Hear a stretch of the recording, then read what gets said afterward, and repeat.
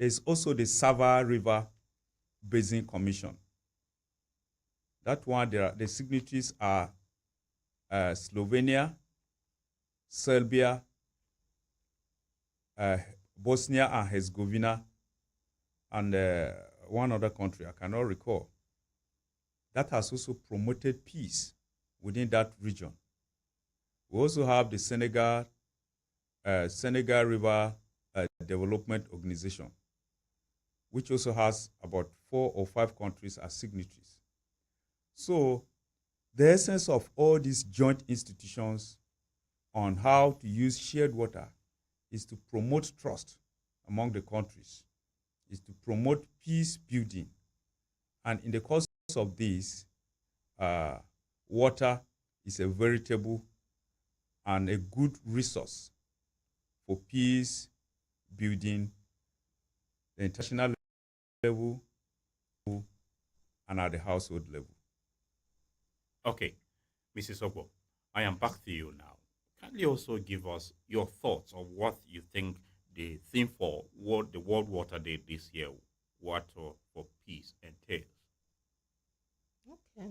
To add to what my colleague has said, when there is available water, when you can access water, you will be able to do. I'll be talking from domestic angle. When there is water at home, everywhere will be calm, just like he said. And everybody feels cool. When there is water, whatever you want to do, if you want to cook food, you can get water easily and make your food when you're supposed to prepare the food. But when there is no water, the children comes back from school and you tell them that mommy couldn't make food because there is no water. Everybody will be tensed up. You wouldn't know where to go for. You wouldn't know where to lay your hand on. Your husband comes back and there is no food. And the reason is that there's no water. He will not be happy with you. In fact, he will feel like you don't want to give him food. And that can result to crisis at home. And the children will be angry with their mom that the mom could not provide food. And the mom, on her own part, has nowhere to lay her hands on because she can't lay hand on this water. She doesn't have water. So she will not be able to prepare food. Everybody will be angry on the mother, and the mother herself will be tensed up. It can even lead to health issues on her own side because everybody will be bouncing on her, and she too, she has crisis inside of her, as we know that peace is absent of conflict when there is absolute tranquility. And when you don't have this tranquility within you as a mother, it can lead to so many health issues. So already inside of you, you have crisis. The anger of the husband is on you because you couldn't provide food, you couldn't prepare food. The children, everybody is on the mother. It can even lead to health issues on the mother's side. So water promotes peace at household level. There will be peace. And the community, as he said, when there is availability of water and everybody can access water easily, you'll find out that, there will be no need for all these crises. When the water is available and the different communities that share water boundaries together, they manage that water easily, you see, there will be peace at community level. Okay. Engineer Agwe, let me come back to you. On the international level, the impact of climate change itself and the growing population, UN argues that there is an urgent need within and between countries to unite in protecting and conserving fresh water sources. Nigeria is blessed with 2 large river bodies, talking about the River Niger as well as the River Benue. What role is Nigeria playing on the international scene with regards to protecting freshwater sources? Yeah, like I said earlier, that transboundary formation of joint institutions for protection of shared water is of great essence. I mentioned that Nigeria is a signatory to one of the commissions, that is the Lake Chad Basin Commission. Uh, all the rivers that you have mentioned that Nigeria is blessed with, they all cut across political boundaries, that is international boundaries. And as a signatory to the commission, Nigeria has the duty, or is duty, actions and activities that will sustain these fresh water bodies as a signatory to this commission. And through the Federal Ministry of Water Resources and Sanitation, there are a lot of activities that goes on year in, year out by successive government to ensure that the role of Nigeria as a big brother by protecting this shared water or these fresh water bodies is not overemphasized. They are playing that role through their activities. You will recall that not too long ago, Nigeria convened a meeting of the Lake Chad Basin Commission because as a result of climate activities, there are feelers that the Lake Chad is drying up. So Nigeria had to summon the meeting of all the signatories to the commission so that they will come and look at activities and actions that will be carried out to sustain that Lake Chad for next generations to benefit from it. So Nigeria is doing her best in that regard, and so are other countries that are signatories to that. Unfortunately, like I said, that over 60% of freshwater flow traverses through different international boundaries. It's only 24 countries that are signatories to joint commissions or institutions that promote effective utilization and sustainable and equitable access to water. Only 24 countries. And out of these 24 countries, Nigeria is one of the countries.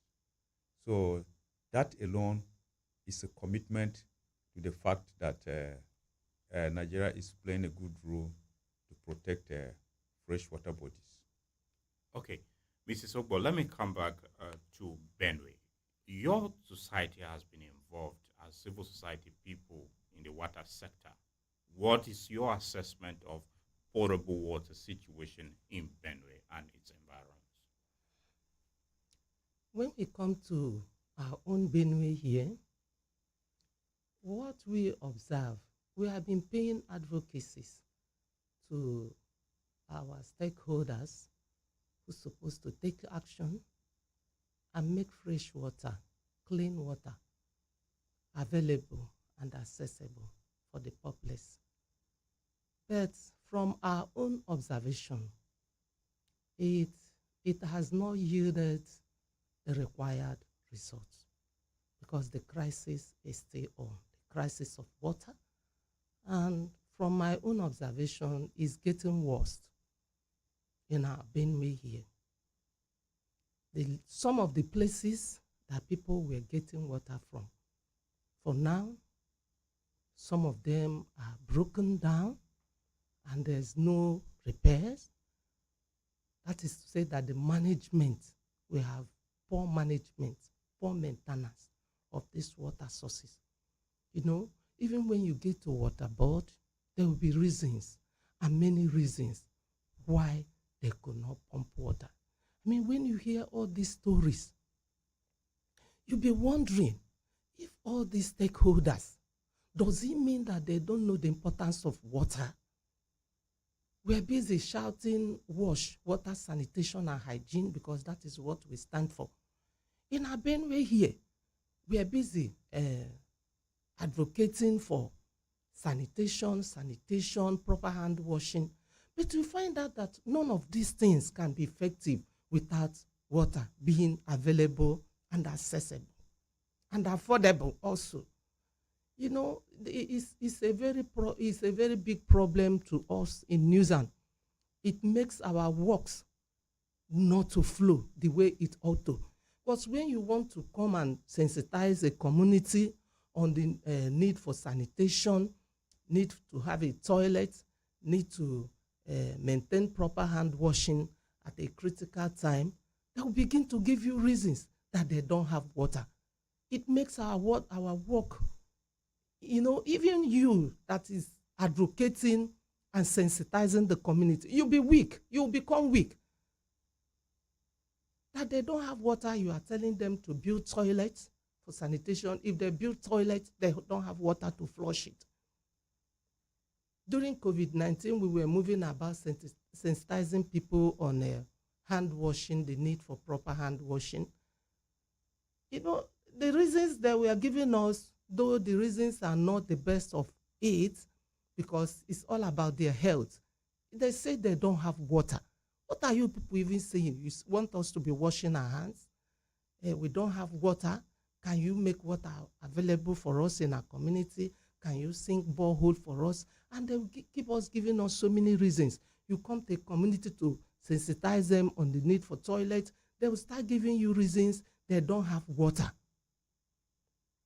And you find out that there will be no sanitation, there will be no proper hygiene without water.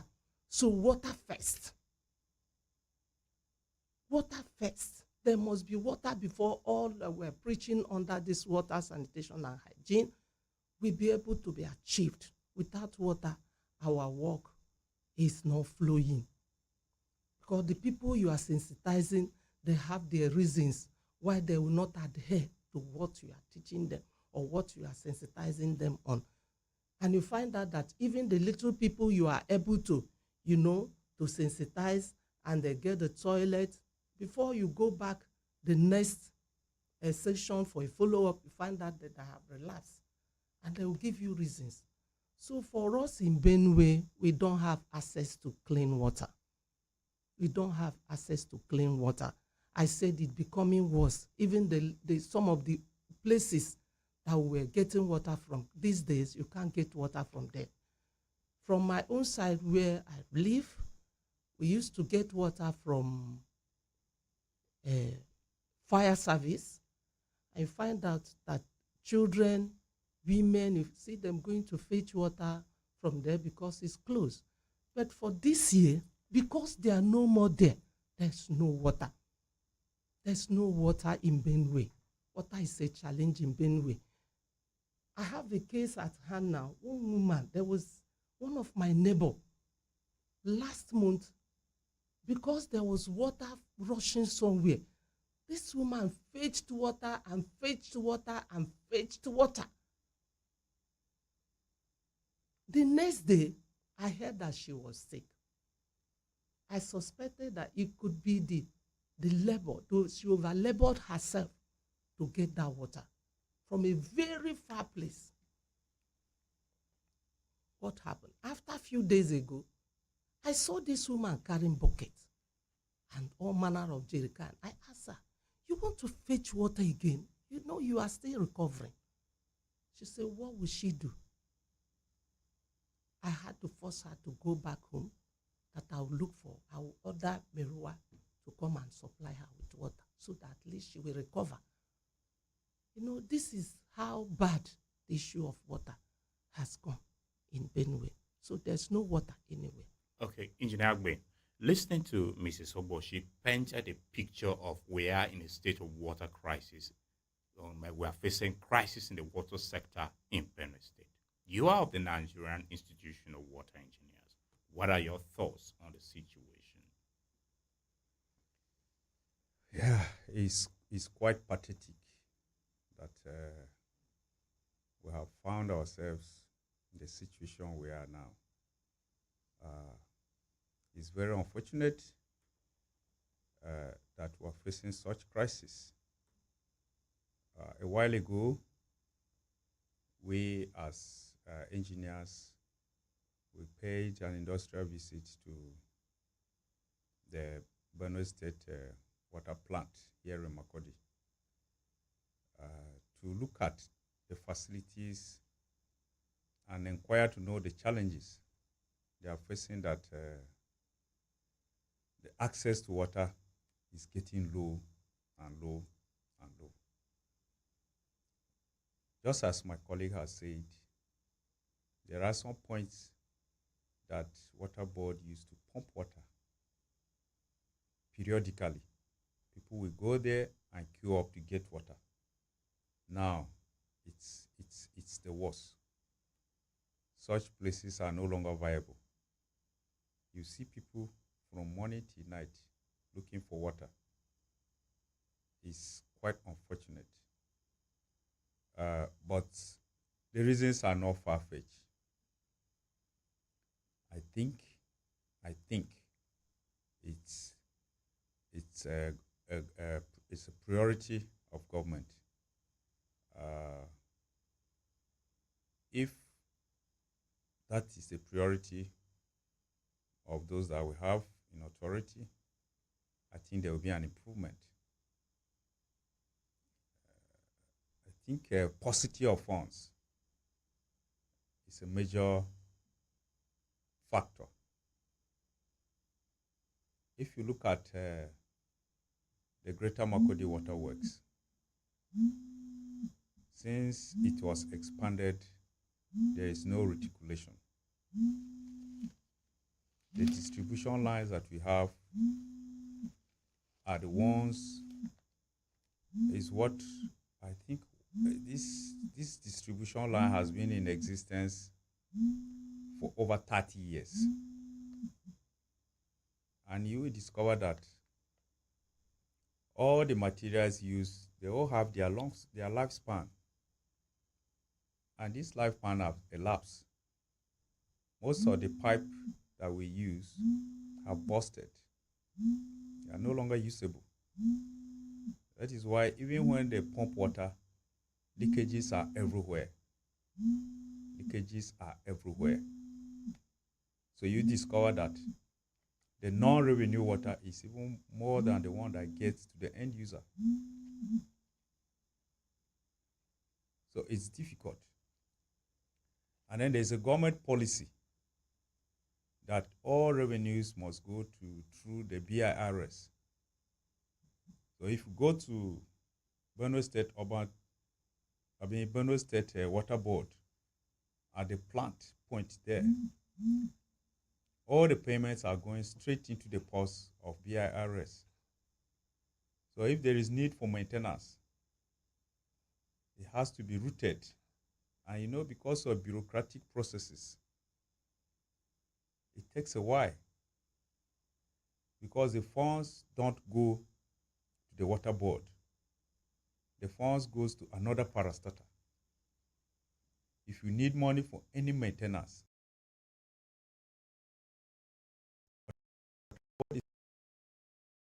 under this,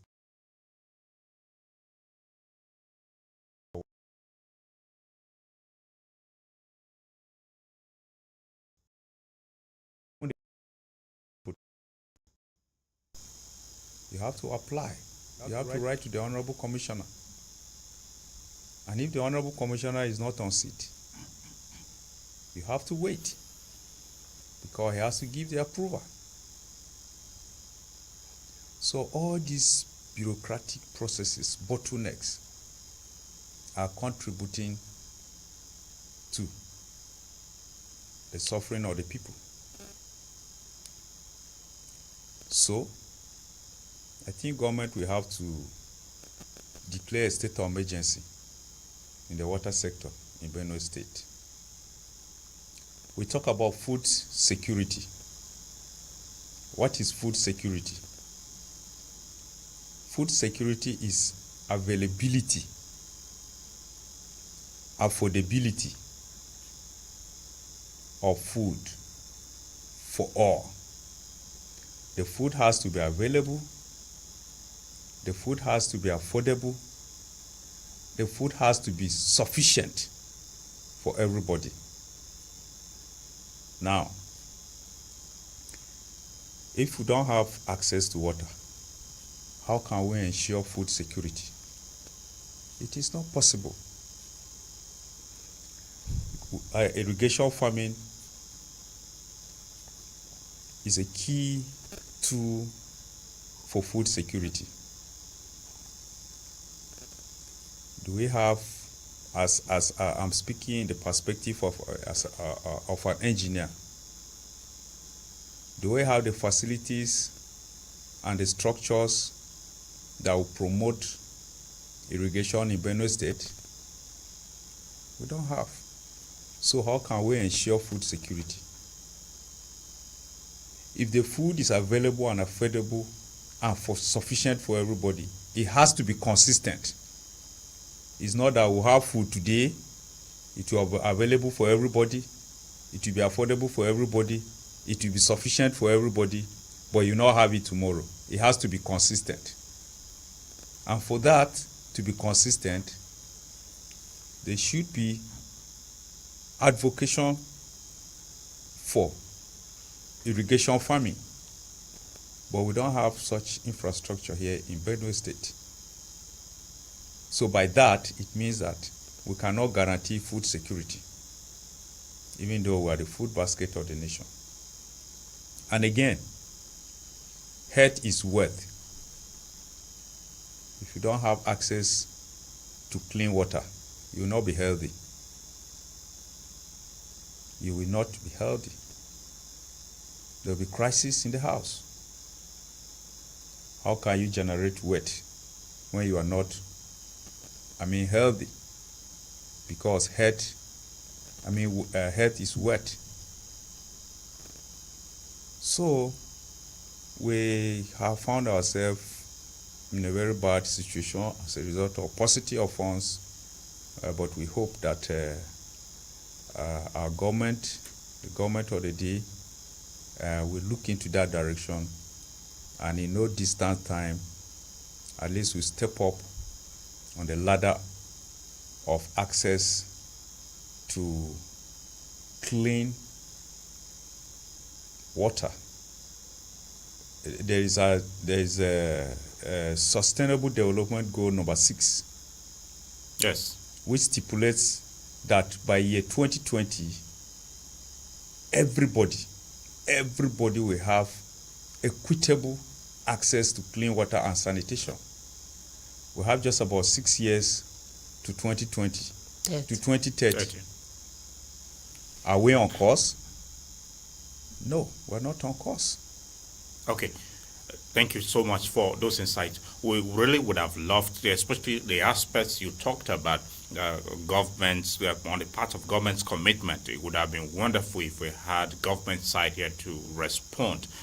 Quite unfortunate, our efforts to get officials for the Ministry of Water Resources, Environment and Climate Change to also feature along on this program prove that motive. But if government is listening to us, we owe them a right of reply to also give us, state their commitment on what they are doing to address some of these challenges, especially with regards to reticulation and other issues you pointed out, for proper perspective to be given on some of these issues. Dear listener, in case you just tuned in, you've been listening to Perspectives on iGate Radio 95.5 Star FM Makurdi. Today is World Water Day, and that is the issue we are focusing on today's edition of the program.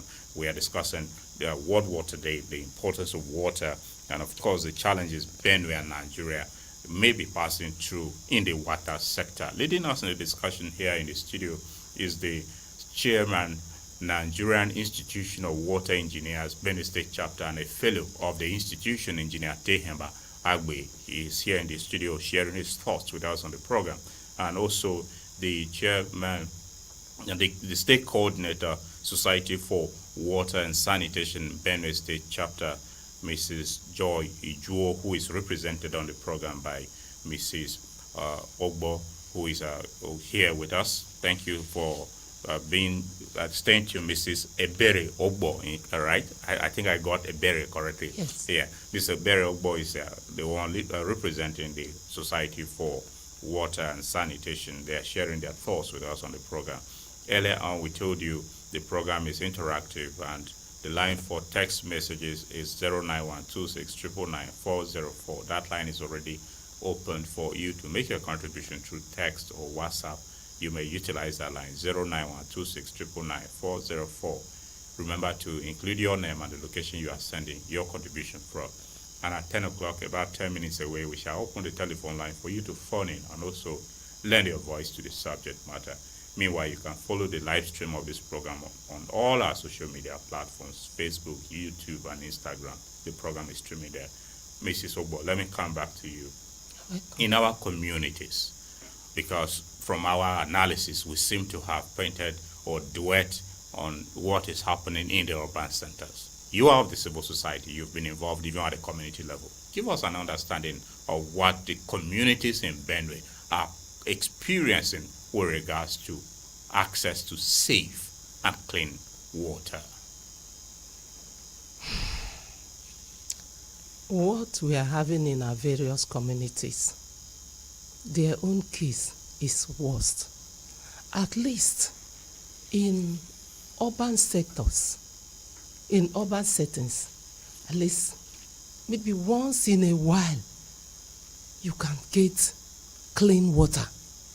Though it is not steady, it's not constant, but at least once in a while, you have access to that clean water.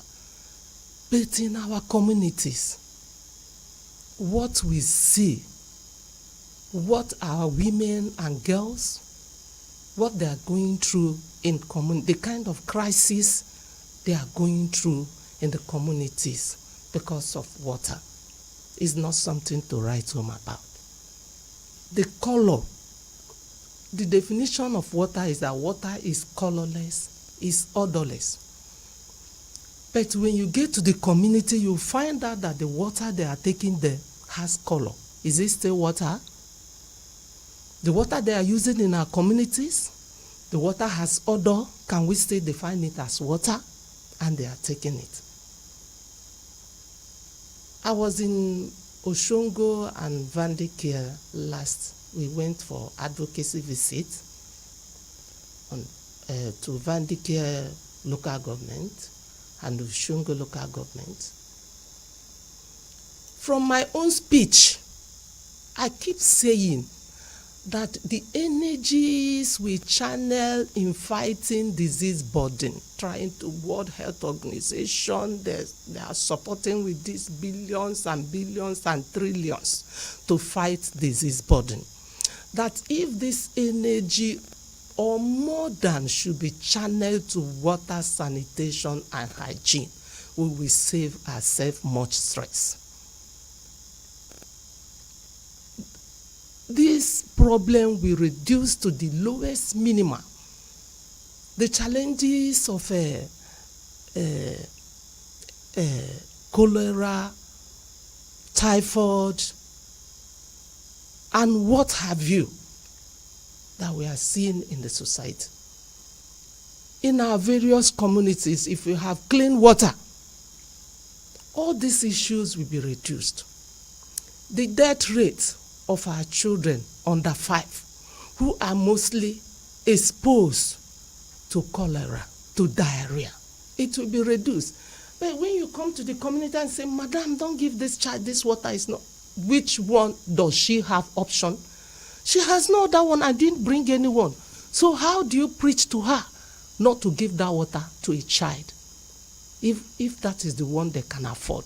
So in communities, the matter is worst. The water they are using has odor. The water they are taking there has color.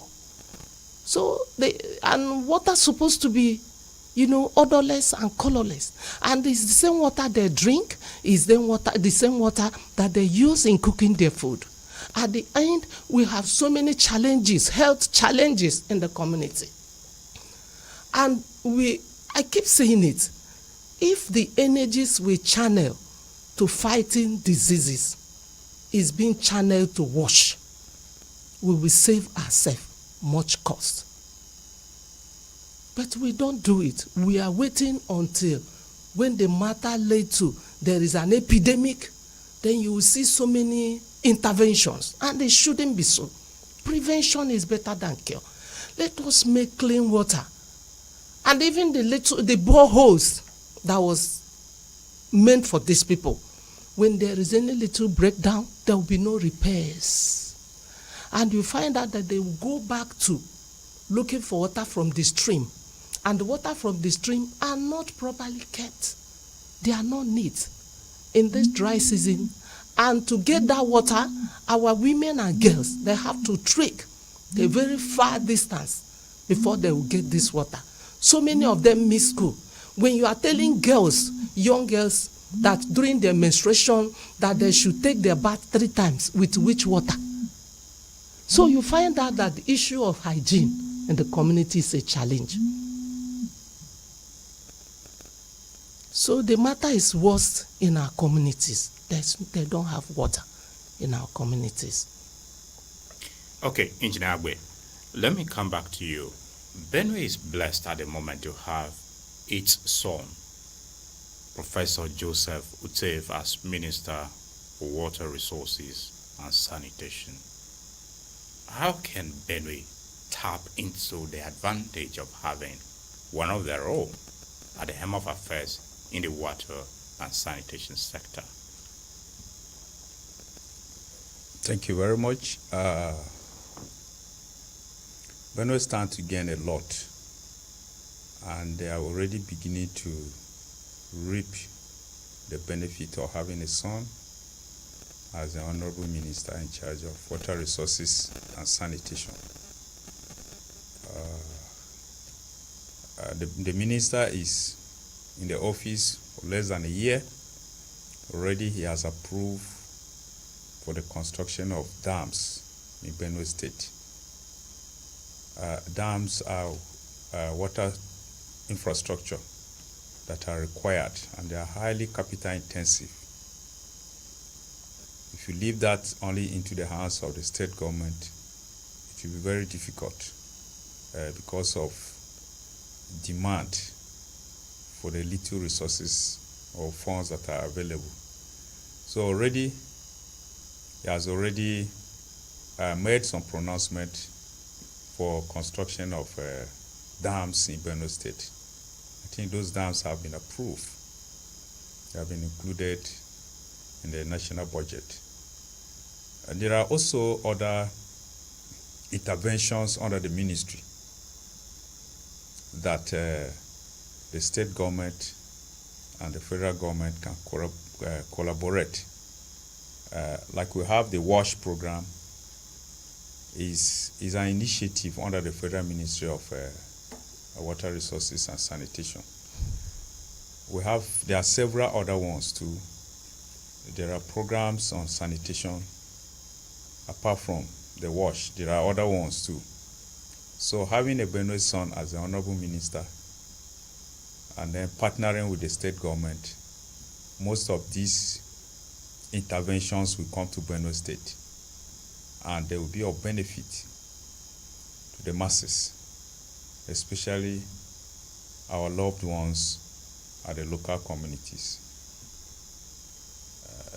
There stand to be other gains too, which I may not be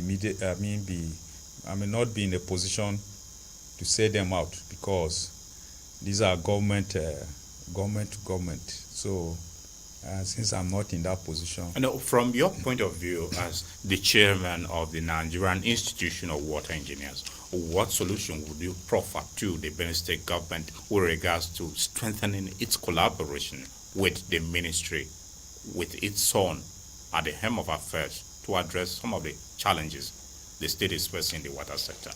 Yeah, that is what I have just said. Yes. That already, as speaking from the perspective of a water engineer, we look out for sustainable infrastructure, sustainable water infrastructure, such as dams,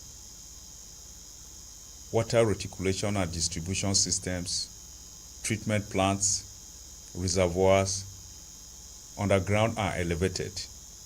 And already, the minister has already made pronouncement for construction of dams in Benue State. So if there is no collaboration, he cannot, or the federal ministry cannot just come and construct a dam in Benue State.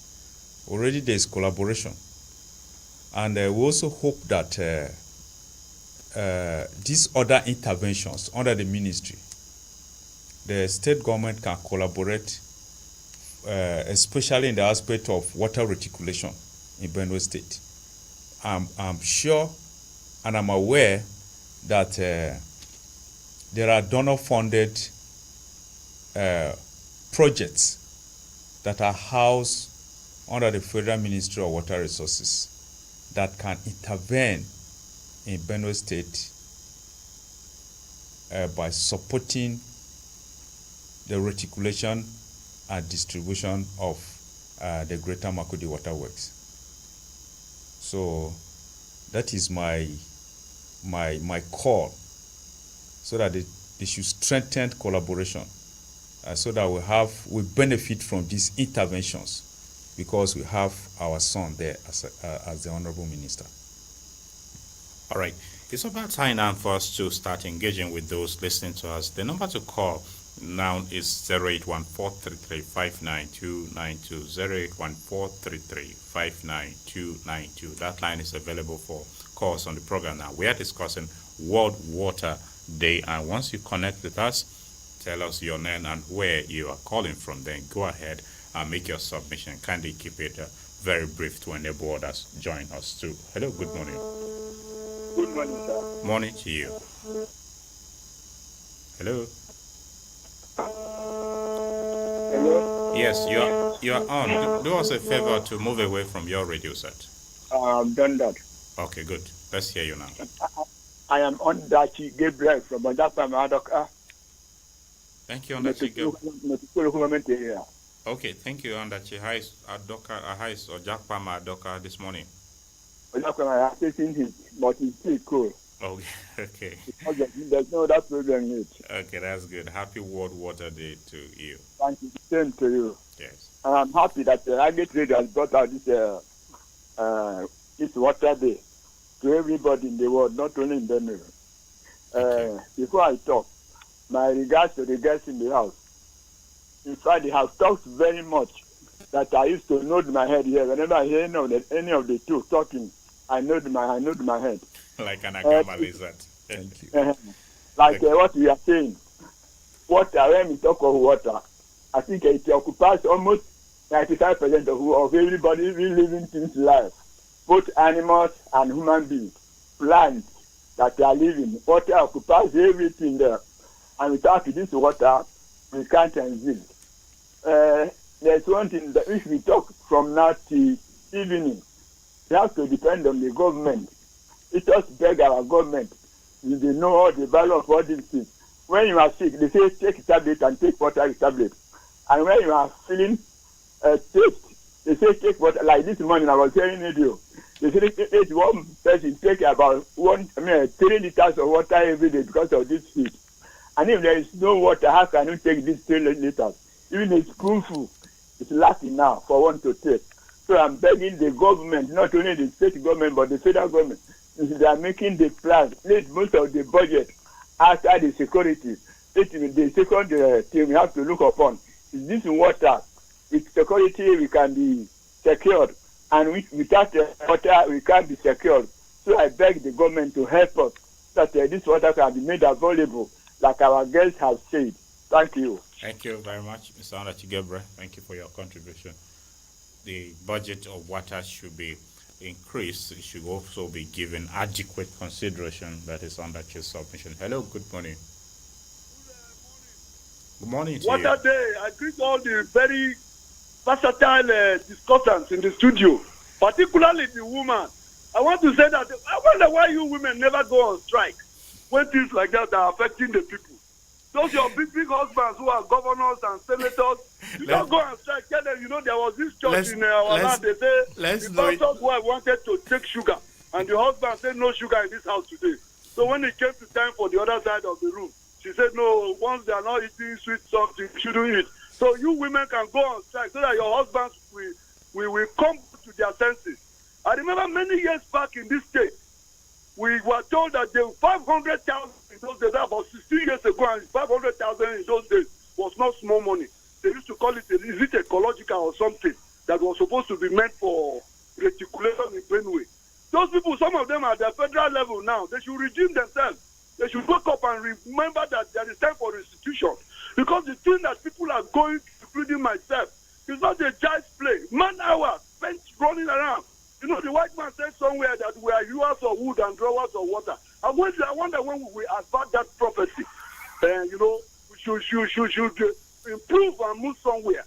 All the resources, look, as I'm standing here, there's a filling station. You will see the quantity of cars that people are driving. Many of them are driving those cars. They have no water in their house, but they are struggling to buy fuel. So at the end of the day, I wonder what kind of sense we have in Africa. You move all the jobs to Europe because these cars are being made in Europe and America and co, Germany and co. They are sending it. We are buying them. But water, which is basic to us, people cannot. Yesterday I was telling somebody, if you want to make life very easy, you should make some tap. Because in Europe, when I traveled to Britain many years ago, you have a place where you can go and buy tea. You just press a coin and the tea will pour. And the white man made life easy for the white man because the poorest of the poor can at least drink a cup of tea in the morning. For us, it's water. So it is worldwide. I know there are many, many other countries, but our own case, we have no excuse. We have a big Atlantic Ocean down there. We have two big rivers, Niger and Benue, and many rivers traversing this nation. Now that we have water resources minister, let them wake up and restitute. Okay. Many years back, they gave 500,000. Okay. During Jonathan's time. For restitution. Conclude by telling. The Spirit of God was, they said the Spirit of the Lord was moving upon the waters. Okay. And God said, let there be light. Conclude so by telling us. That is why we're not having light, because there is no water. Please conclude by telling. God bless you. Okay. Edemokan, thank you very much. Very dramatic and always very, very dramatic in his presentations on the program. Hello, good morning. Hello, good morning, sir. Morning to you. I really appreciate. Sorry, I'm Alex calling from Jatuaka, local government. Alex, who? Alex Odoro from Jatuaka, local government. Thank you, Alex Odoro, for joining us all the way from Jatuaka. How is Jatuaka this morning?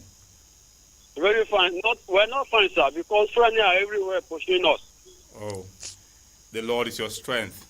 Happy World Water Day, Alex Odoro. Speak to us. Welcome, sir. So I really appreciate the efforts of the state government. Everyone was asked earlier, and all his subordinates.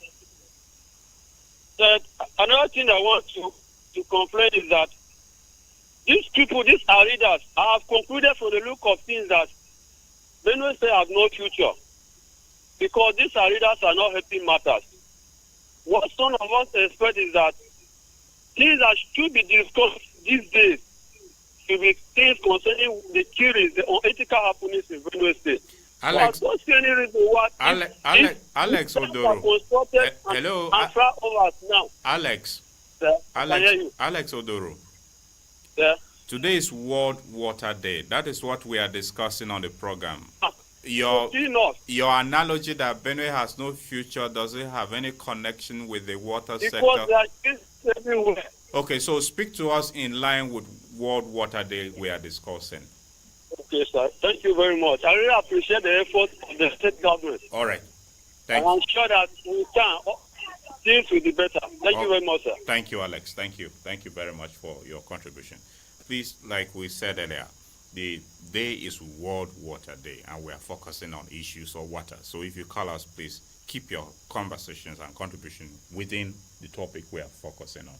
Thank you very much for being there. Hello. Good morning. Yeah, good morning. This is Emeka Anyog from North Bank, Makurdi, Benue State. Good to have you on the program, Emeka Anyogo. Today is Water Day. Yes. Our people said water is life. When you have water, you can drink. When you don't have water, you start having so many problems in your body.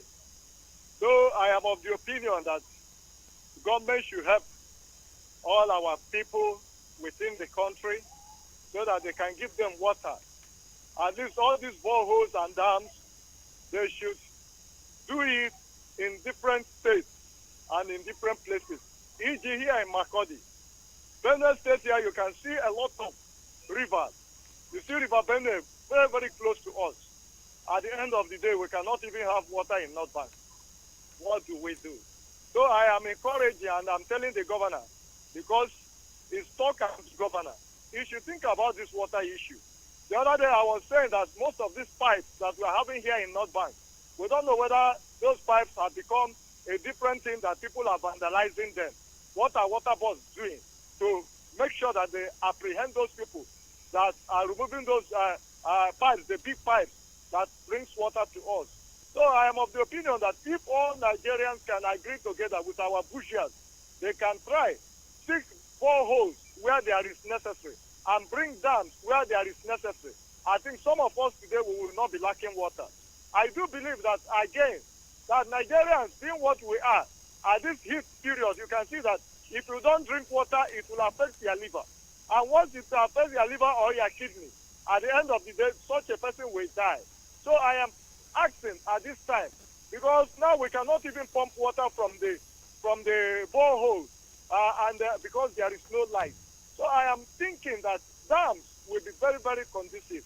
And as the water boards, we should make it very attractive for people to get water. At the streams, there are some waters today in the villages you cannot drink. And I'm calling on government to do the needful, because the government is the center and is everything that they can do. So narrowly it to us here in Makurdi, I am calling on the governor to help us so that we can get this water. The other day I was going to Naka Road.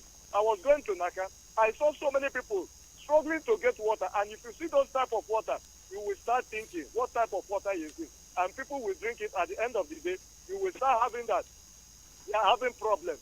So I am of the opinion that government, our House of Assembly members, commissioners, everybody should go back to their villages where they come from and dig 1 borehole or 2.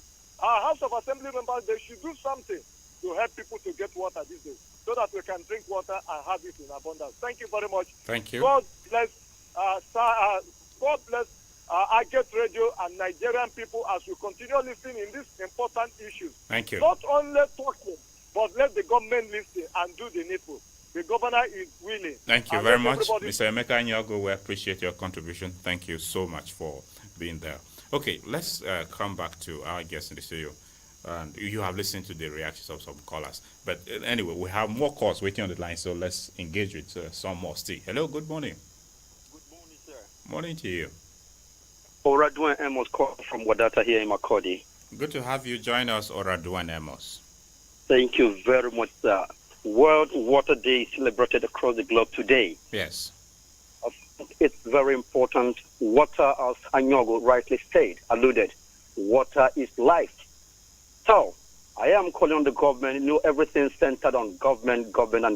So, luckily enough, one of our own professor of water engineer is a member of the Federal Executive Council at the federal level. We have our House of Assembly members around, and the executive governor, which is the #1 citizen of Nigeria, of Benue State.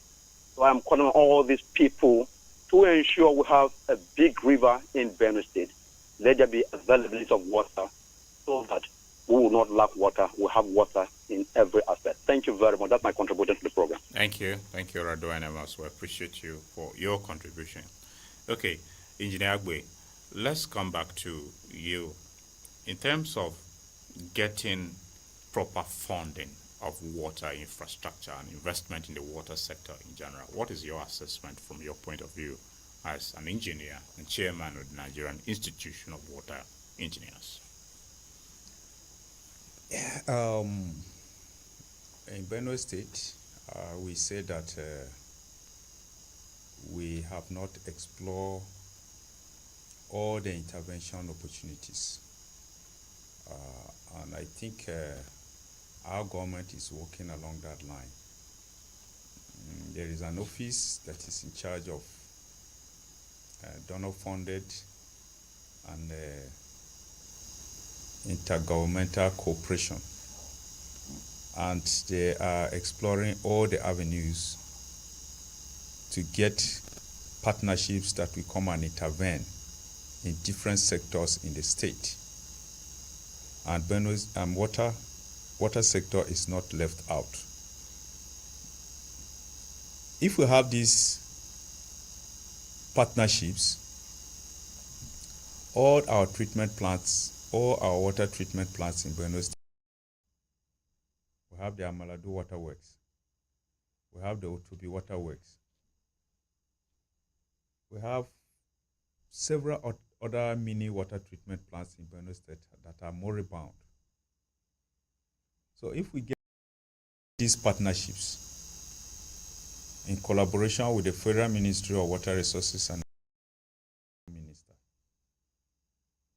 we'll reactivate all these water treatment plants. And then we also have a reticulation of the Greater Makurdi Works. There are other donor partners in the aspect of irrigation. If Benue State explore all the avenues and those partners come in, we can start irrigation farming in Benue State. We'll set up all the irrigation systems that will ensure food production all year round in Benue State. So if government explore all the intervention partners, I'm telling you that all we're talking about will be a thing of the past. And I'm very, very sure that government is working along that line. It's just a matter of time. Okay, we should hope so. Hello, good morning. Good morning, Professor. Morning to you. Thank you very much. I am Engineer Sunday Akpa. I'm calling from North Bank, Makurdi. Thank you, Engineer Sunday Akpa, for joining us. Yes, good morning to your guests there too. Yes, my guests are What? greeting you. Okay. Popular saying that water is life. And water is life. The legendary fella sang his song that water I don't get enemy. So world or the earth is two-thirds of the world is made up of water. That is how important God sees it. And even our body system, two-thirds is made up of water for the system to function properly. So human beings need water to survive. In other words, the government at any point in time makes a point of duty to provide water for the populace. We need water so that we can embark on appropriate hygiene. You drink water, your body system will keep going, and then you wash your clothes, your utensils, and everything for sanitation. Otherwise, people will be infested with diseases. So we need potable water. Even though the Barbadian is here, it needs to be treated so that it can be portable for people to drink and make use of the water.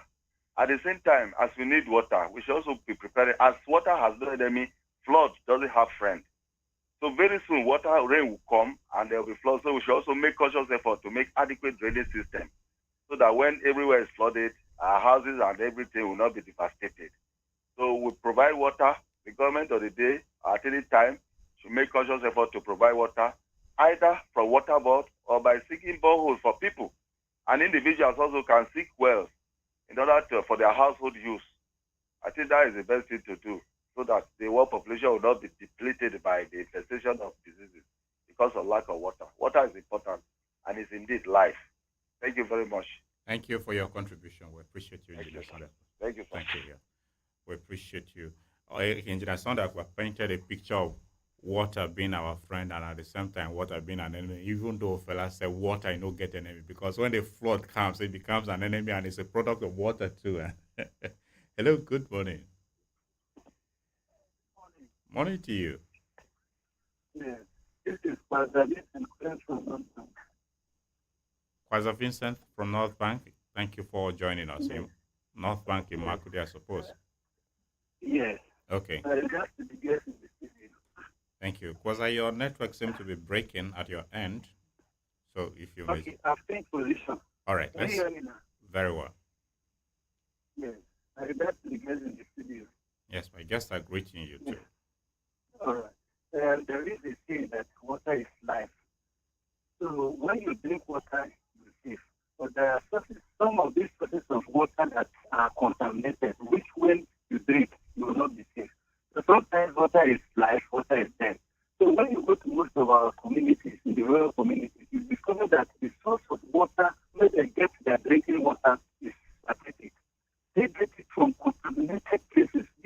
a cardinal there.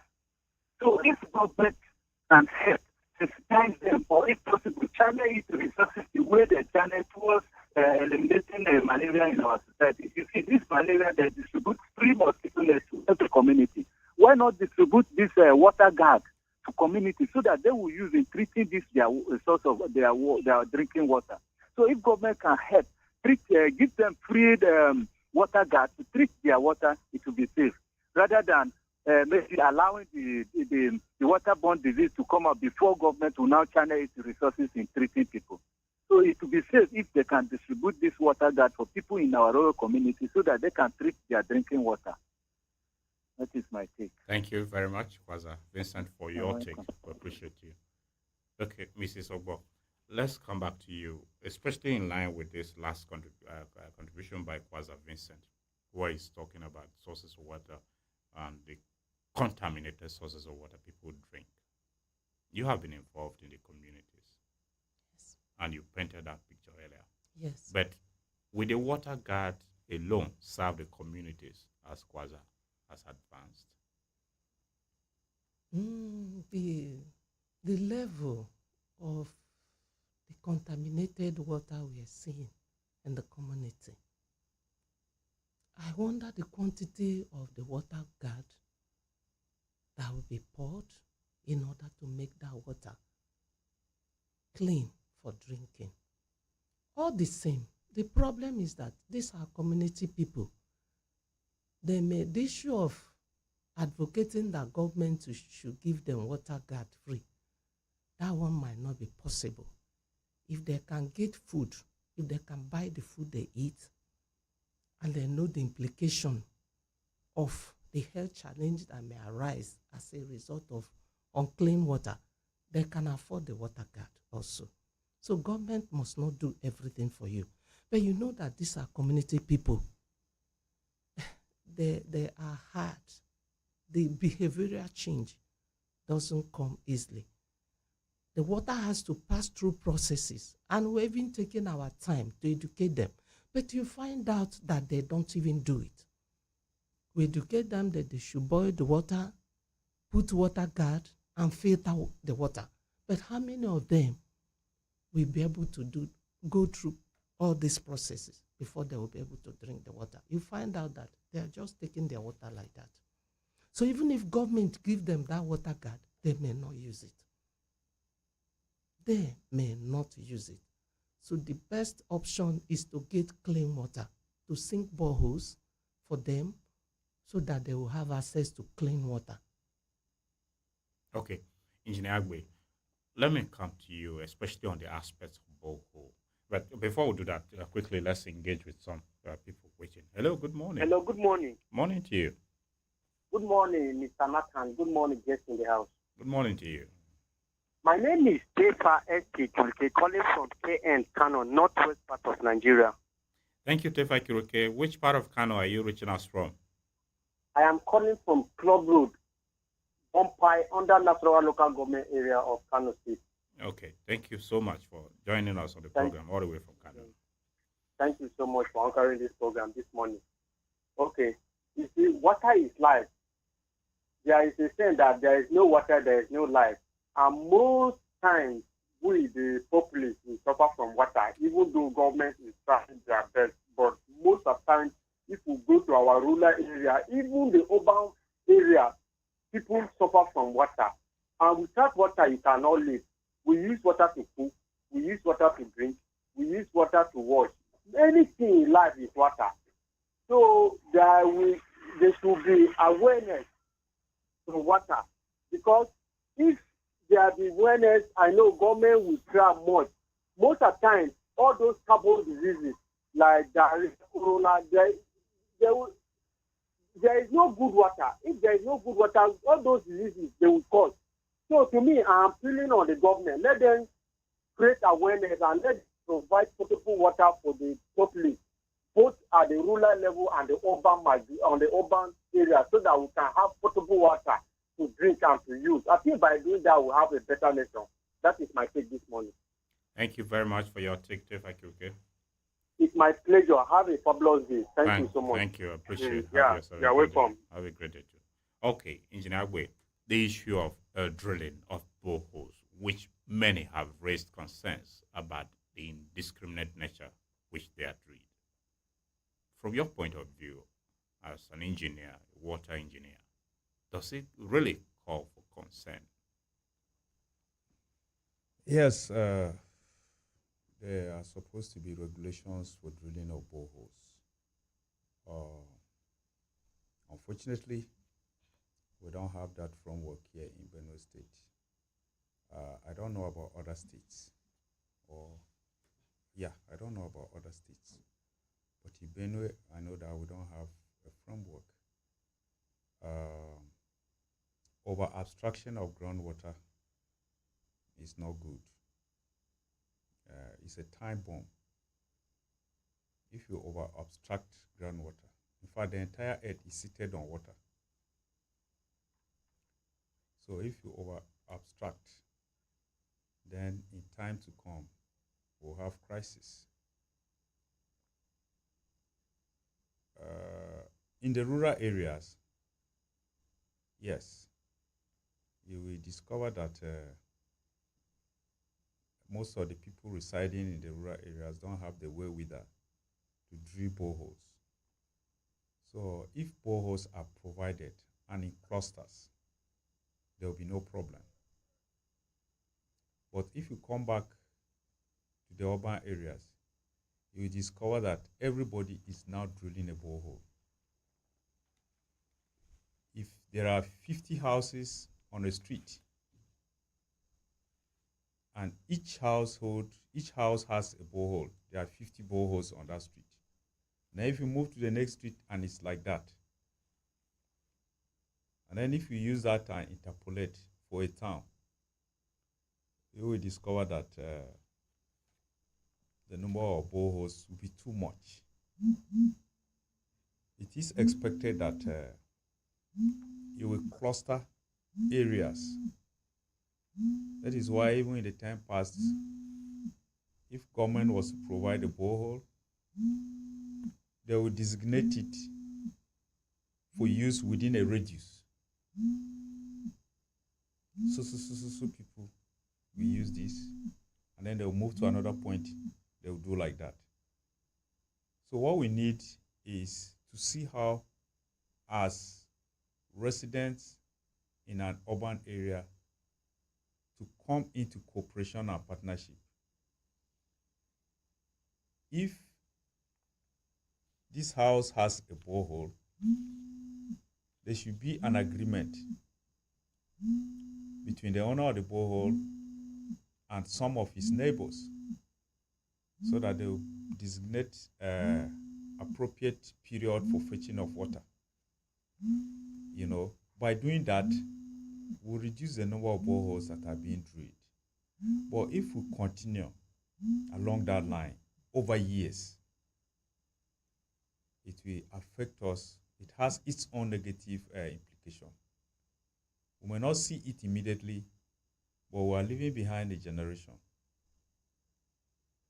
We have whatever we are doing today, we have to think about its sustainability because of the generation yet to come.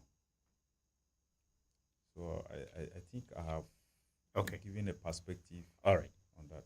Hello, good morning. Oraduen back, sir. Oraduen? Yes, sir. From Wada, sir. Okay, thank you, Oraduen. All right. So that is the part of government that I've mentioned. But I think there should be a synergy between people who are influential in the society. There are business moguls around that will look within their domain, their place of contact, and ensure that they do this to the generality of the public to ensure that there is suitable water. Because there's the essence that the tendency that government will try its best, but some persons may not be reached because of one thing or the other. So I am calling on people, the influential people in the society, people that are well-to-do, to ensure that they live up to this task to ensure there is availability of potable water for Nigeria and in particular Benue State. Thank you very much, sir. Thank you. Thank you very much for your contribution. All right. Before I took that call, Engineer, I actually wanted a follow-up question. Is the water source from borehole, can it be categorized as a good source of potable water fit for human consumption? Yeah. For us to say that water is safe, it has to be passed through a water quality test. Because it's a standard by the World Health Organization for drinking water. So, any water source is supposed to be taken to the lab for analysis before you make a pronouncement whether it is safe or it is not safe. Before you treat water, you need to carry out an analysis on that water. It is after you have done the analysis that you know what procedure the water need to pass through to become safe for drinking. For example, water has pH value. There's a range that is stipulated to be safe. That is a balancing of the acidic or the alkaline nature of the water. Yes. So if it's acidic, it's not safe for drinking. If there's much of alkaline in it, it is also not safe for drinking. It has to be balanced. And for you to know that it is balanced, you must subject it to water quality analysis. So most of the boreholes that you have around, people that are enlightened, most of them have collected their water for tests, for analysis. But some people, once they see that the water is colorless, is odorless, they go ahead and drink it. But just seeing water colorless and odorless does not mean that it is safe for drinking. You need to carry out the quality test. And in Makurdi here, we have a standard lab at the Borno State Water Board. You take your water there, they will do the analysis and give you the result. I think Bewasa too, they used to have a lab. I don't know recently, but they used to have a standard lab. So just drilling a borehole does not mean the water is safe. You need to test it, to subject it to water quality analysis before it is certified safe for drinking or not.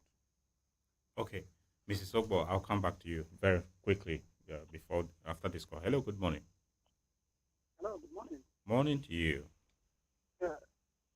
Calling from Benin State University. The name is who?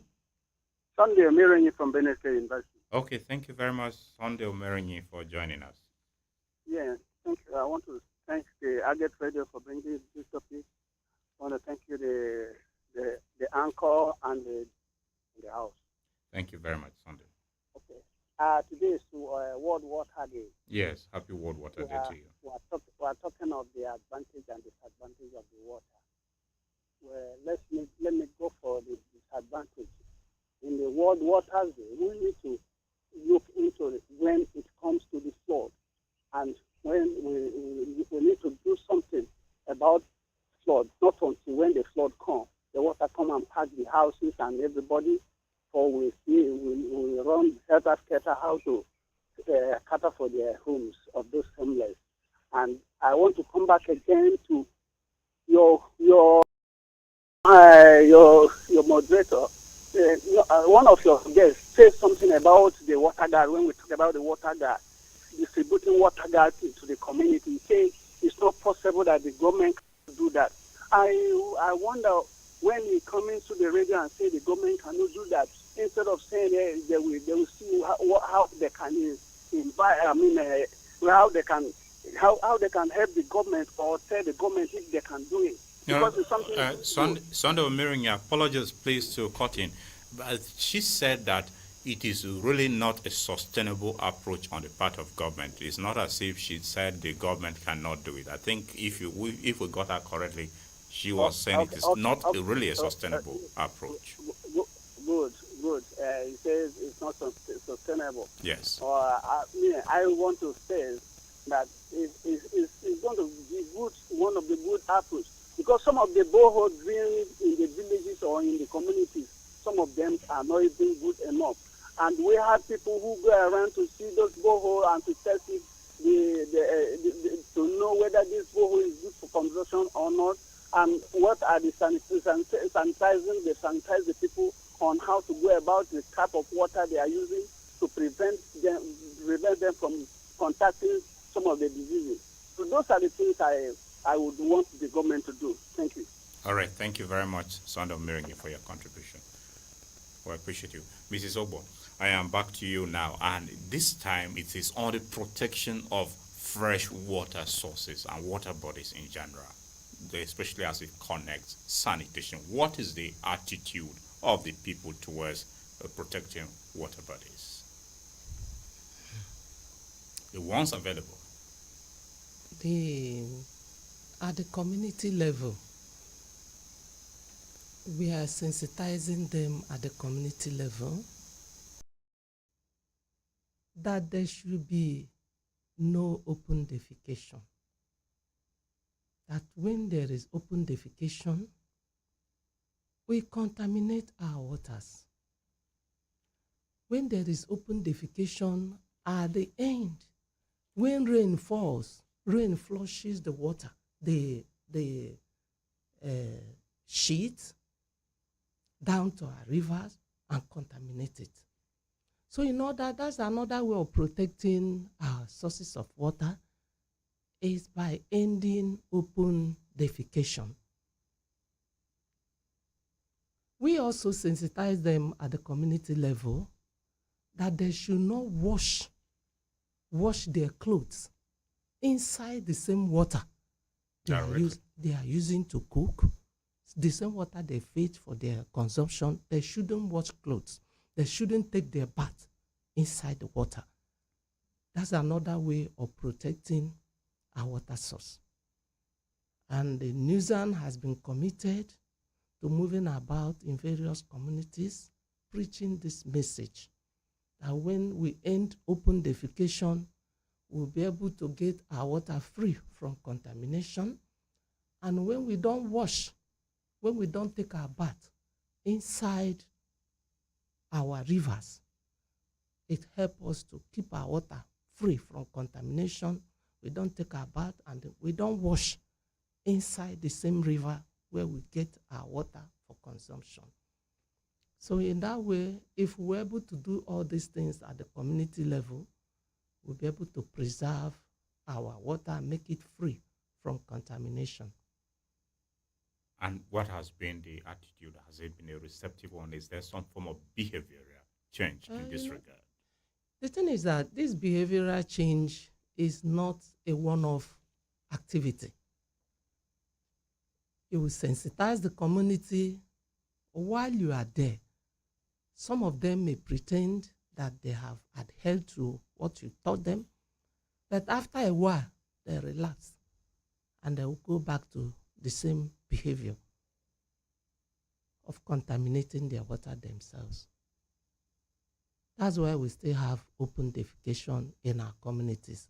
And that is one of the major sources of water contamination, open defecation. It's been practiced in our various communities.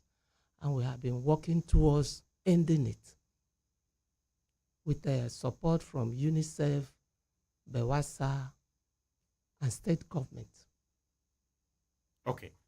Engineer Agbe, earlier on you talked about irrigation farming. What infrastructure needs to be in place for Benue with its river to key fully in the irrigation farming? Okay.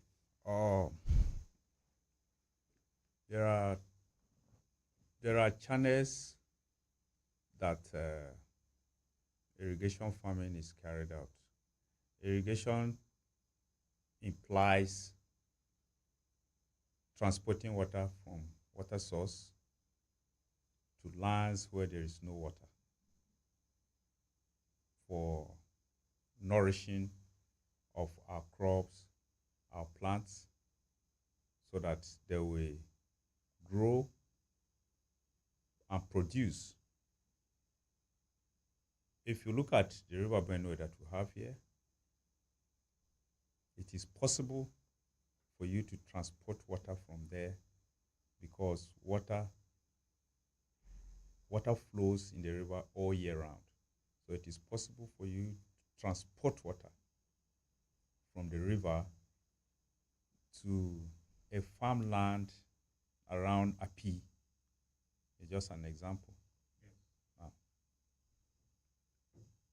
You require a coordinated and integrated infrastructure that will transport the water from that point, from the source point to the using point. It is these infrastructures that are absent that we have a difficulty in carrying out irrigation farming in Benue State and in other parts of the country.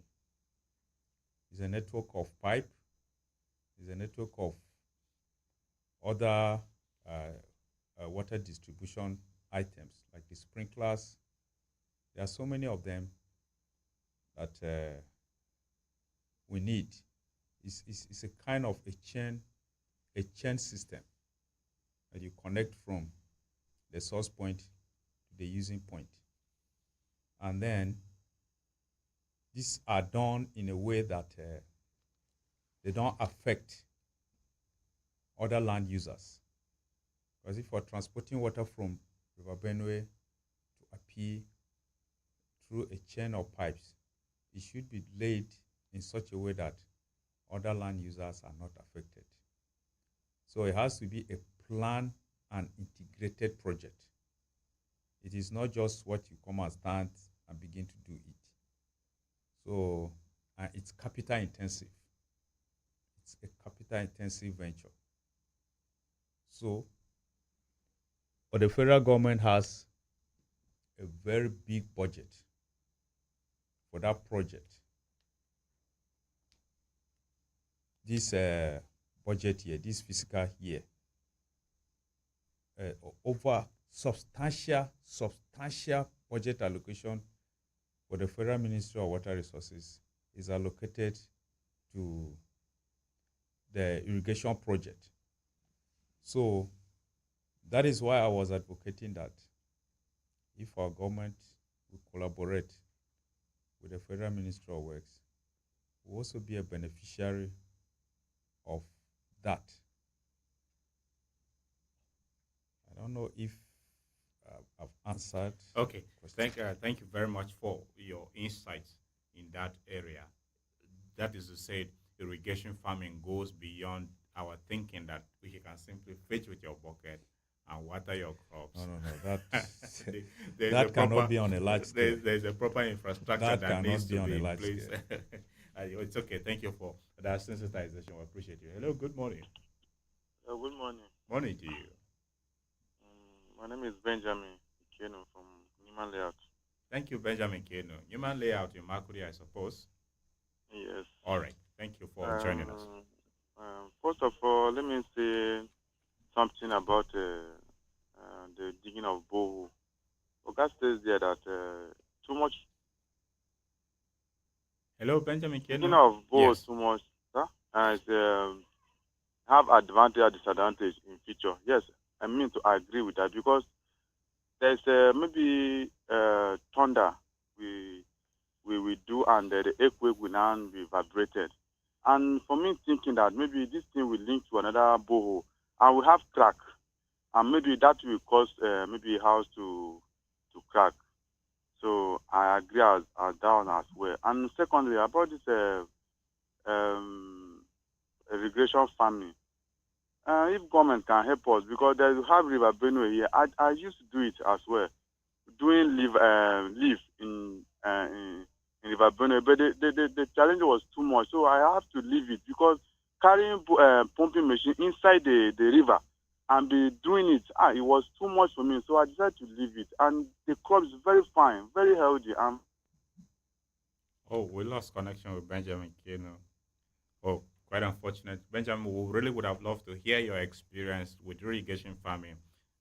Unfortunately, the network disconnected us. If you may we are still available and the line is open to hear the concluding part of your story. Hello, good morning. Morning. Morning to you. Yeah, my name is Yodo Oshi. I'm calling from Asonga. Yosende Oshi, thank you for joining us. Yes, thank you. Me, I didn't have much to say about the program, but can I say they are talking something concerning the effect and the good of water. But first of all, I will say that why the water, the boreholes that they used to talk something about it, they are not doing a little single one in La Sukunya here. Hello? Yes, we're with you, Yosende. Yeah, that is my question because since when I know as Sukunya, the old borehole that was done by the Englishmen is the only borehole here, but it's not even working. And only to come and repair it, they are not repairing it.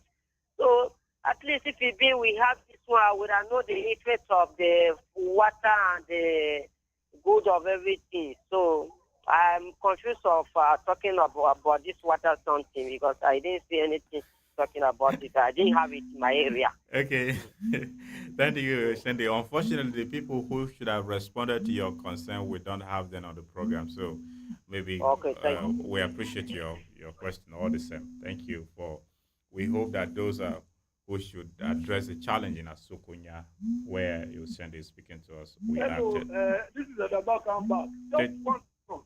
30 the seconds. most painful one is the people who were keeping very much attention. They call them Melua. They go into our bedroom. They go and find, they know everything before you know tomorrow you see iron condensed to come and stand because they were in the process of giving you water. They communicated to iron condensed that there are some iron condensed in your house. Anyway, thank you. Yes, okay. Yeah, there is something That's the last call we will take anyway. Yeah. So there's something I want to say.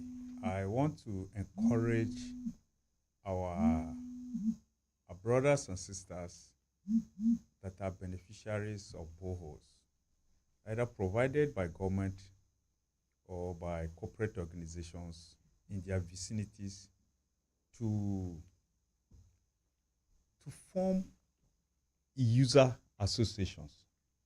The idea is, if they have a user association, if every month they collect small token, anytime there's a breakdown of the borehole, they'll be able to get someone to come and repair it. I had worked with a development partner that was intervening and providing water to communities, to our local communities. And what we used to emphasize was, anywhere we were drilling a borehole, it was mandatory for the driller to train at least 2 youths from that community on how to carry out minor repairs of the pump. So we also encourage them that every month, as users, they will contribute a little token, so that if the pump breaks down, one of any of the youths that was trained on repairs, they will call on them so that they will come and check and repair what. Because sometimes you discover that this borehole is just a rubber inside that spoils, and then the well is not put to use, and then they resort to using the bad water they were using before. So I will encourage water users to form user association so that they will contribute a token in an event that there's a breakdown of the pump. They will use that resources to repair it. Because waiting for government to come may be difficult. Even reaching out, trying to reach out to government may be difficult. But as the end user, if they do that, it will be of help to them. Okay, so we hope communities that are hosting some of these boreholes, you'll take note of that. Let's just take a few messages, then we'll come back and try to draw a conclusion on the program. This one says, water is a liquid substance and the essential commodity that is mostly used in everyday life activity. Aside is having leaders whom we voted for nothing. The government is an engine room that drives our economy for the betterment of the masses.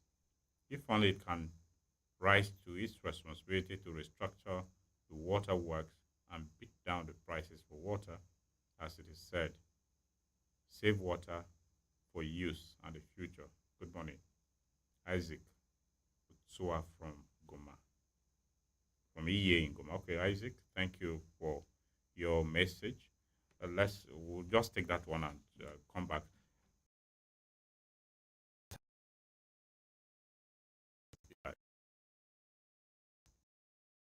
The issues we have.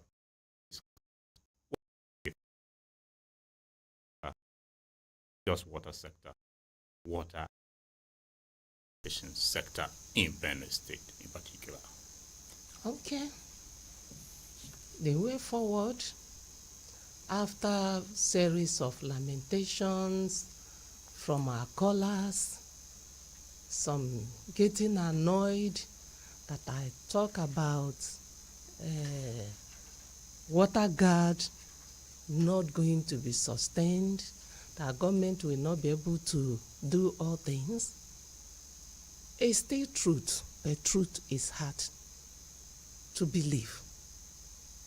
If we are waiting for government to do everything for us, it might not be possible. My colleague talked about communities taking ownership of those infrastructures that is entrusted in their care. Very true, and that is the key.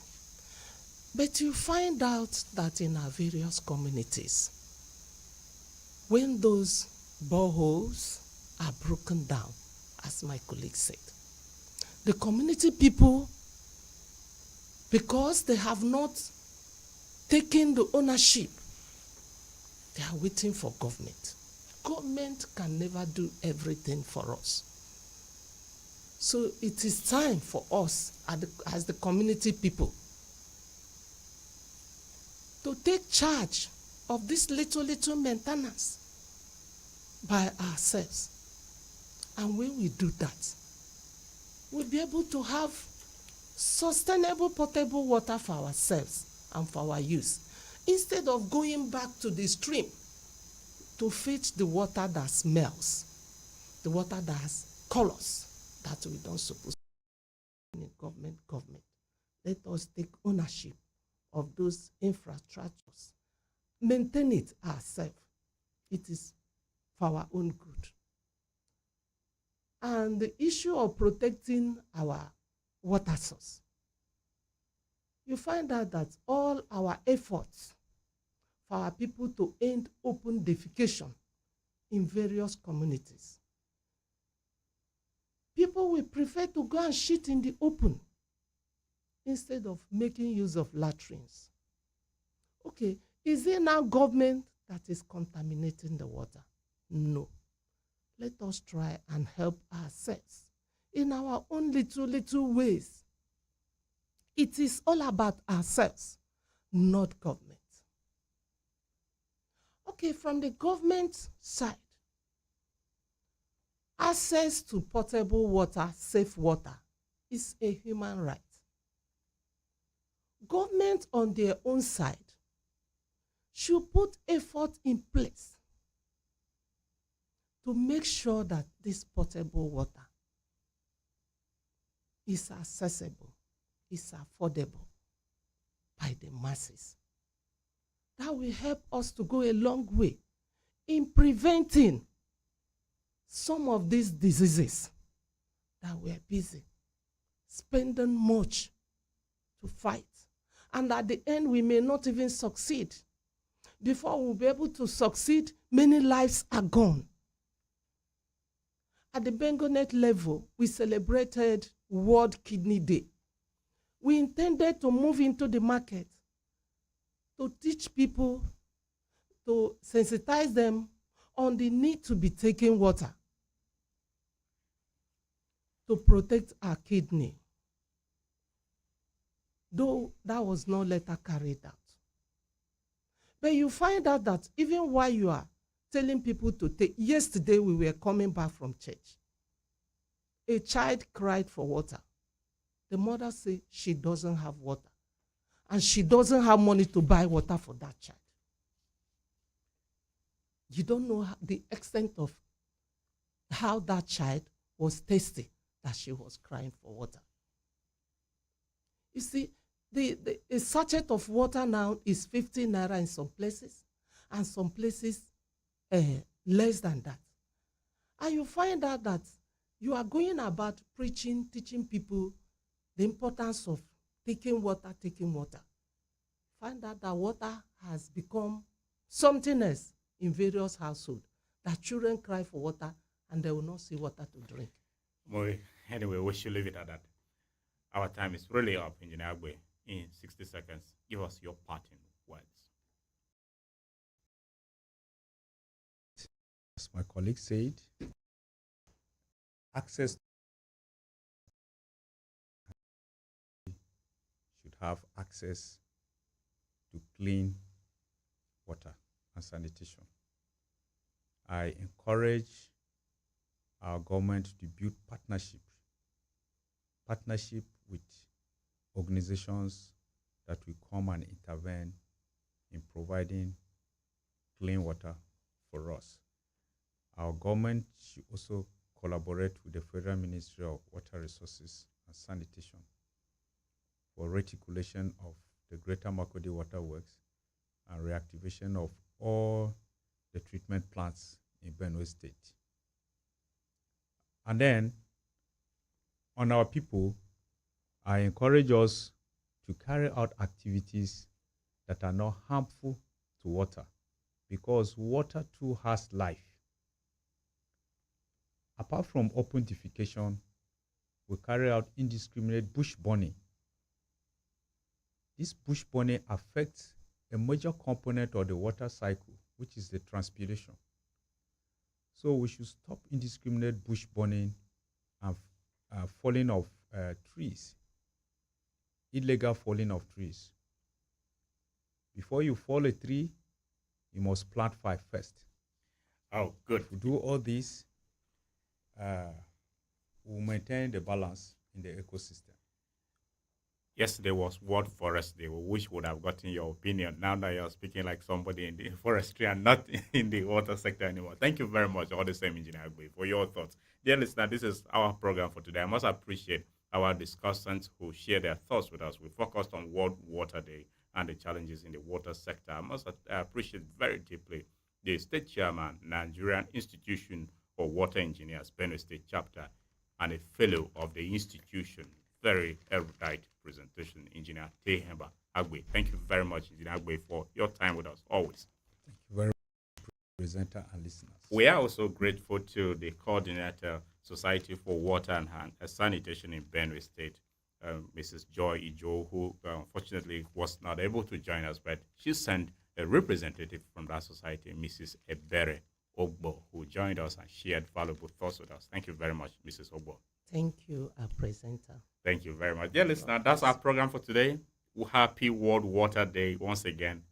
Make the best use of the water available you can. Save one, drink enough water, and stay hydrated. Have a great day. My name is Nathaniel Nong. Great weekend. We wish you all, and do endeavor to join us next week, Monday, for another edition of Perspectives. Goodbye.